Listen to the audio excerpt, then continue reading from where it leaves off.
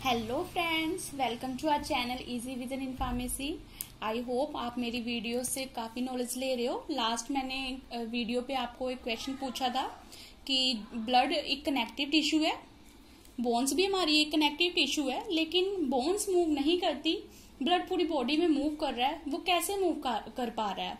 क्या उसमें ऐसा है जिसकी वजह से वो पूरी बॉडी में सर्कुलेट हो रहा है, मूव कर रहा है? तो काफ़ी अच्छे कमेंट्स आए मुझे। जिन्होंने तो राइट आंसर किया उनके लिए तो मेरी तरफ से थम्स अप है। अपनी नॉलेज ऐसे ही इंक्रीज करें डे बाय डे। अगर आप मेरे चैनल के साथ बने रहेंगे तो और भी अपडेटेड रहेंगे आप, लेटेस्ट जो भी नॉलेज होगी।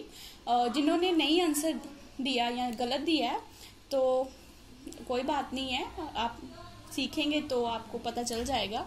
पहले मैं आंसर आपको बता देती हूँ। तो उसका आंसर था प्लाज्मा। आई थिंक आपको पता चल गया होगा, काफ़ी अच्छे कमेंट्स आए हैं मुझे। तो उस जो मेरा लास्ट क्वेश्चन था कि ब्लड मूव कर पा रहा है पूरी बॉडी में, उसमें ऐसा क्या है?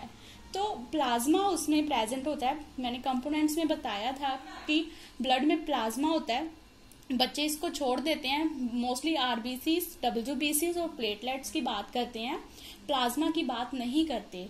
तो इसीलिए ज़्यादातर स्टूडेंट्स को इसके बारे में नहीं पता होता। इसलिए मैंने ये क्वेश्चन आप लोगों से पूछा था ताकि आप खुद से रिसर्च करें। जब आप खुद से रिसर्च करते हैं तो क्वेश्चन के आंसर के साथ साथ आप और भी चीज़ें स्टडी करते हैं। इसलिए मैंने आपको लास्ट वीडियो में नहीं बताया था। तो इसका राइट आंसर है plasma.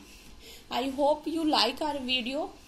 Please like, share and subscribe my channel ताकि मुझे पता चले कि आपको मेरी वीडियोस, मेरे एफर्ट पसंद आ रहे हैं। So our topic is blood clotting today. ये मुझे कमेंट आया था कि आप वीडियो बनाएं ब्लड क्लॉटिंग के ऊपर कि कैसे ब्लड की क्लॉटिंग होती है, ब्लड क्लॉटिंग क्या होती है। तो जिसने भी मुझे कमेंट्स किया था और वो मेरे चैनल के साथ बने हुए होंगे आई होप। तो आज आपकी वीडियो जो है मैं लेके आई हूँ। पहले मैंने ब्लड के बारे में इसलिए बताया था कि ब्लड क्लॉटिंग के बारे में करने से पहले हमें पता होना चाहिए कि ब्लड क्या है, उसमें क्या क्या कंपोनेंट्स हैं। क्योंकि ब्लड का ही कंपोनेंट है प्लेटलेट्स, उसकी वजह से जो है ब्लड क्लॉट हो रहा है और जो ब्लड लॉस है आफ्टर इंजरी उससे हम प्रिवेंट कर पा रहे हैं। So our topic is blood clotting. The process of clotting of blood is known as haemostasis. जो ब्लड की क्लॉटिंग की प्रोसेस है इसको हम हीमोस्टैसिस कहते हैं। हीमो मीन्स ब्लड हो गया, स्टैसिस मीन्स रेस्ट करना। तो ये क्या करती है कि ब्लड जो फ्लो कर रहा है इट मीन्स वो मोशन में है। स्टैसिस मीन्स रेस्ट करवाना। तो उसकी जो मोशन है, काइनेटिक्स है, वो हमने खत्म करनी है। तो ब्लड की काइनेटिक्स जब हम खत्म करेंगे तो वो एक क्लॉट बना देगी जिससे जो ब्लड लॉस हो रहा है इंजरी की वजह से वो नहीं होगा। The process of clotting of blood is known as hemostasis। कई बार क्वेश्चन आ जाता है 2 मार्क्स में कि hemostasis क्या है। तो hemostasis की डेफिनेशन हमने करनी है। hemostasis क्या है? It is an arrest of bleeding or of circulation। General बात करें तो क्या होगा कि ब्लीडिंग को बंद करना और जो ब्लड की सर्कुलेशन हो रही है इंजर्ड स्पेस पे, जहां भी इंजरी हुई है तो वहां पे जो है ब्लड की सर्कुलेशन को खत्म करना ताकि जो ब्लड फ्लो हो रहा है वो खत्म हो जाए या बंद हो जाए, ताकि ब्लड लॉस जो है बॉडी में से ना हो। तो उस प्रोसेस को हम बोलेंगे हीमोस्टैसिस। फाइन। अब बात करते हैं मैकेनिज्म की। बेसिकली मुझसे मैकेनिज्म ही पूछा गया था कि हीमोस्टैसिस का मैकेनिज्म मीन्स ब्लड क्लॉटिंग का मैकेनिज्म जो है कैसे है, किस तरह से जो है ब्लड क्लॉट होता है। The mechanism of hemostasis has 3 phases। जो ब्लड क्लॉटिंग का मैकेनिज्म है मीन्स हीमोस्टैसिस का मैकेनिज्म है, उसमें हम 3 फेसेस की बात करते हैं। फाइन। वेजो कंस्ट्रक्टिव फेस आता है first, then platelets plug formation होती है, फिर ब्लड जो है क्लॉट होना स्टार्ट हो जाता है। जब ब्लड की क्लॉटिंग हो जाती है उसके बाद फिब्रिनोलाइसिस होती है। अब ये सारे स्टेप्स क्या हैं इसको हम डिटेल में 1 बाय 1 कर रहे हैं, इसीलिए मैंने आपको लास्ट वीडियो में इसके बारे में नहीं बताया था। काफी इंपॉर्टेंट टॉपिक है ये। फर्स्ट है वेजो कंस्ट्रक्टिव फेस। ये कैसे होता है? जैसे कोई इंजरी हुई, जब भी बॉडी में कहीं भी इंजरी होती है तो क्या होता है, डैमेज ब्लड वेसल्स, उसकी वजह से ब्लड वेसल्स जो है डैमेज हो जाती है। मींस कोई मेजर इंजरी हुई है कि जिसकी वजह से ब्लड वेसल्स, डीप इंजरी होती है जब, तो ब्लड वेसल जो है डैमेज हो जाती हैं। तो जब ब्लड वेसल्स डैमेज हो जाती हैं, उसके बाद क्या होता है, escape blood from the vessel, वहां से ब्लड आना स्टार्ट हो जाता है। ये तो काफी आप रिलेट कर पा रहे होगे कि जब भी हमें इंजरी होती है, थोड़ी डीप इंजरी हो जाती है, तो ब्लड आना स्टार्ट हो जाता है। वो क्यों होता है, क्योंकि ब्लड वेसल्स इंजर्ड हो गई हैं, इसलिए वहां से हमारा जो ब्लड है वो एस्केप होना स्टार्ट हो गया है। इंजरी टू स्मूथ मसल्स, अब जब ब्लड आना स्टार्ट हो गया तो इसके साथ साथ जो स्मूथ मसल्स हैं वहां पे भी इंजरी होनी स्टार्ट हो गई है। उसके बाद क्या होगा, वेस्कुलर स्पाज्म। स्पाज्म का मतलब होता है मसल जो है वो टाइटनिंग हो जाती है मसल्स की। तो वेस्कुलर स्पाज्म मीन्स जो वेसल्स हैं वहां पे जो मसल्स हैं वो अपने आप को कंस्ट्रिक्ट करना स्टार्ट कर देंगी। ये देखो नेक्स्ट स्टेप ही यही है, कंस्ट्रिक्शन ऑफ वेसल्स। वेसल्स जो हैं कंस्ट्रिक्ट हो जाएंगी। उसके बाद क्या होगा, जब वेसल्स कंस्ट्रिक्ट हो जाएंगी तो वो वेसल्स नैरो हो जाएंगी। ये हमने बीपी में भी ऐसा किया था कि जब ये वेसल्स हैं तो ये जब कंस्ट्रिक्ट होगी तो कुछ इस तरह से हो जाएगी, तो ऐसी होगी, मीन्स ये नैरो हो गई। इसका जो सरफेस एरिया है वो कम हो गया। ये क्या थी, ब्रॉड थी, ब्रॉड से नैरो हो गई। तो नैरो जब वेसल्स हो जाती हैं उसमें जो ब्लड फ्लो है वो स्लो हो जाता है।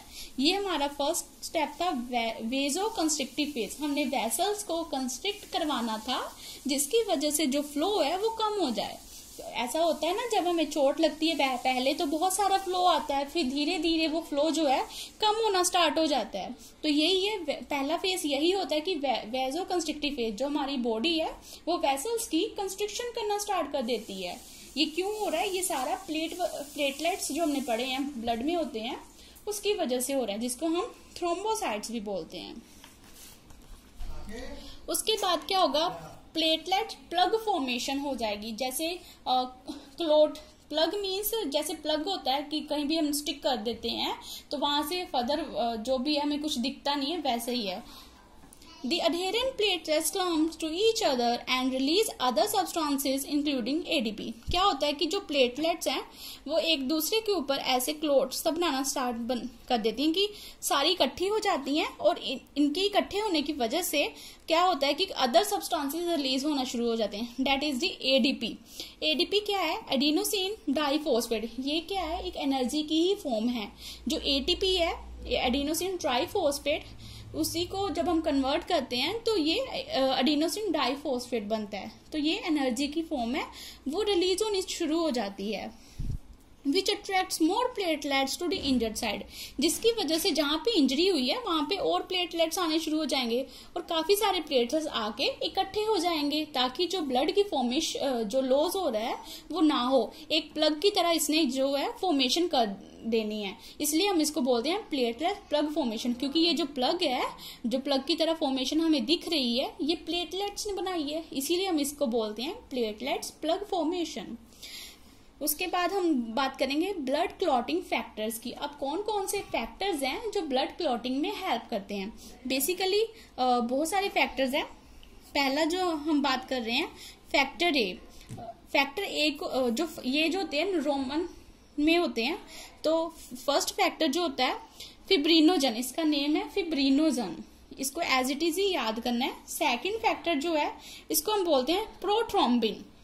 जो हमारा सेकंड फैक्टर है प्रोथ्रोम्बिन, इसको लिखना भी बिल्कुल ऐसे ही है। हमने ऐसा नहीं लिख देना कि ये फर्स्ट फैक्टर है, या फिर ऐसे भी नहीं लिखना या ऐसे भी नहीं लिखना। हमने कुछ भी अपनी तरफ से नहीं बनाना, ये एज इट इज ऐसे रोमन वर्ड्स में ही दिए हुए हैं, तो हमने ऐसे ही इसको मेंशन करना है कि फैक्टर 1 है, फैक्टर 1 को फिब्रिनोजन बोलते हैं, फैक्टर 2 है, फैक्टर 2 को प्रोथ्रोम्बिन बोलते हैं। ये सारे फैक्टर नेक्स्ट जो हैं ब्लड क्लॉटिंग में काम आएंगे। वो कैसे आएंगे वो मैं बताऊंगी। फिर आता है फैक्टर 3। टोटल हम 12 फैक्टर्स की बात करेंगे। फैक्टर 3 जो है इसको हम बोलते हैं टिश्यू फैक्टर, जिसको थ्रोम्बोप्लास्टिन भी बोलते हैं। इसके नेम हमने एज इट इज ही करने हैं। आपको निमोनिक की फॉर्म में इसको याद कर सकते हैं। अगर आपको निमोनिक्स चाहिए तो आप कमेंट कर सकते हैं। फोर्थ फैक्टर जो है इसको हम कैल्शियम लेके चलते हैं कि फोर्थ फैक्टर जो है उसमें कैल्शियम होता है। कैल्शियम को हम ऐसे भी लिखते हैं 2+, और 2+ मीन्स डबल प्लस साइंस है, तो हम ऐसे भी लिखते हैं। फाइन। फैक्टर फिफ्थ जो है लेबाइल फैक्टर। फैक्टर सिक्स्थ है। फैक्टर सिक्स्थ क्या होता है? स्टेबल फैक्टर होता है ये। फैक्टर 7 है AHG। AHG means anti haemophilic globulins. उसके बाद आता है फैक्टर 8 जिसको हम क्रिसमस फैक्टर बोलते हैं। फैक्टर 9 जिसको स्टुअर्ट्स पावर फैक्टर बोलते हैं। फैक्टर 10 जिसको प्लाज्मा थ्रोम्बोप्लास्टिन बोलते हैं, इसको PT के साथ भी डिनोट करते हैं। फैक्टर 11 जिसको हेगमैन फैक्टर बोलते हैं, and last is the factor 12 जिसको फिब्रिन स्टेबलाइजिंग फैक्टर बोलते हैं। यही सारे फैक्टर जो है इसको एक्टिवेट करके हम जो है ब्लड की क्लॉटिंग करवाते हैं। ये जो फैक्टर्स है ये मैंने नेम मेंशन किए हैं, आप चाहें तो नेम स्किप कर सकते हैं, सीधा हम इसका जो भी फैक्टर कैसे ये वर्क करता है मैकेनिज्म उसको भी मेंशन कर सकते हैं, लेकिन जो अगर नेम पता होगा तो इजी होगा इसको करना। ये हमारा मेन जो है पाथवे है कि कैसे कैसे जो है ब्लड क्लॉटिंग होती है। इंट्रिंसिक पाथवे मैंने लिया हुआ है कि कैसे ये जो है ब्लड की क्लॉटिंग होती है आफ्टर इंजरी। फर्स्ट हम 12 फैक्टर जो होता है वो एक्टिवेट हो जाता है। 12 फैक्टर के एक्टिवेट होने के बाद जब कैल्शियम आयंस इंटरफेयर करता है तो 11 फैक्टर जो है वो एक्टिवेट हो जाएगा। 11 फैक्टर के एक्टिवेट होने के बाद जब कैल्शियम आयन इंटरफेयर करेगा तो 9th factor in the presence of calcium ion activate हो जाएगा। अब जब 9th फैक्टर जो है एक्टिवेट हो जाता है तो क्या होता है, कैल्शियम आयन के साथ साथ फैक्टर 8 जो हमने एक्टिवेट करवाया है वो इसमें इंक्लूड होगा, जिसकी वजह से जो 10th फैक्टर है वो एक्टिवेट हो जाएगा। 10th फैक्टर के एक्टिवेट होने के बाद फिर से कैल्शियम जो है इंटरफेयर करेगा, और कैल्शियम के इंटरफेयर करने की वजह से प्रोथ्रोम्बिन थ्रोम्बिन में कन्वर्ट हो जाएगा। यहाँ पे मैं फैक्टर्स बता रही हूँ, जब ये मैकेनिज्म हो जाएगा तो आप लास्ट में मेंशन कर सकते हैं कि 12 फैक्टर कौन सा था, 11 फैक्टर कौन सा था, 9th फैक्टर कौन सा था एंड 10th फैक्टर कौन सा था। तो इससे जो है कि जो एग्जामिनर है उसको पता चलेगा कि आपने कोई जो है रट्टे नहीं लगाए हुए, आपने अच्छे से समझ के किया हुआ है टॉपिक, और अच्छा एक्सप्रेशन पड़ेगा तो आपको मार्क्स भी अच्छे ही मिलेंगे। प्रोथ्रोम्बिन जब थ्रोम्बिन में कन्वर्ट हो जाता है तो क्या होता है, फिब्रिनोजन कन्वर्ट होता है फिब्रिन मोनोमर्स में। वो कैसे होता है, जो थ्रोम्बिन है वो इंटरफेयर करता है, तो जो फिब्रिनोजिन है वो फिब्रिन मोनोमर में कन्वर्ट हो जाता है। जब फिब्रिन मोनोमर बना तो उसने क्या करना है, क्लोट बना देना है। क्लोट ने क्या करना है, स्टेबलाइज होना है अब, कि क्लोट जो है डिजोल्व ना हो जाए, क्लोट बना रहे और दोबारा से ब्लड लॉस जो है स्टार्ट ना हो जाए, इसलिए क्लोट को स्टेबलाइज करना है। तो स्टेबलाइज कैसे होगा, जो हमारा 8th फैक्टर है थ्रोम्बिन की प्रेजेंस में एक्टिवेट हो जाएगा और वो जो क्लोट होगा उसको स्टेबलाइज कर देगा। फाइन, ये तो है, हमने ऐसे समझ लिया। इसको याद करने के लिए आप ऐसे भी कर सकते हैं कि ऐसे नंबरिंग कर सकते हैं कि 12 के बाद 11 आता है, 11 के बाद 10 आता है, लेकिन क्या हुआ कि जो हमने पहले लेकिन 9 लेना है, कि हम ऐसा समझ सकते हैं कि जो साइंस में 9 पहले आता है, ठीक है, तो हमने 9 ले लिया, 9 के बाद 10 लिया, क्योंकि 10 के बाद बस उसके बाद आगे कुछ नहीं होता, इसलिए हमने क्या किया कि 11 के बाद सीधा 9 लिया, 9 के बाद लास्ट हमने 10 ले लिया। 10 हो गया मीन्स खत्म हो गया। अब हमने थोड़ा नेम्स लेने हैं। नेम्स में क्या आ जाएगा, प्रोथ्रोम्बिन जो है थ्रोम्बिन में कन्वर्ट होगा, तो थ्रोम्बिन के बाद जो है फिब्रिन बन जाएगा। फिब्रिन ने ही क्लोट बनाना है, इतना याद रखना है कि फिब्रिन ने ही क्लोट बनाना है। तो जब प्रोथ्रोम्बिन से थ्रोम्बिन बनेगा तो हमारा फिब्रिन मोनोमर बन जाएगा। फिब्रिन मोनोमर से क्लोट बनेगा जिसको हमने स्टेबलाइज करना है। स्टेबलाइज कैसे करेंगे, 8th फैक्टर जो है उसको स्टेबलाइज कर देगा। फाइन, ये बनाने के बाद मैकेनिज्म आप साइड में मेंशन कर सकते हैं कि 12 फैक्टर कौन सा है,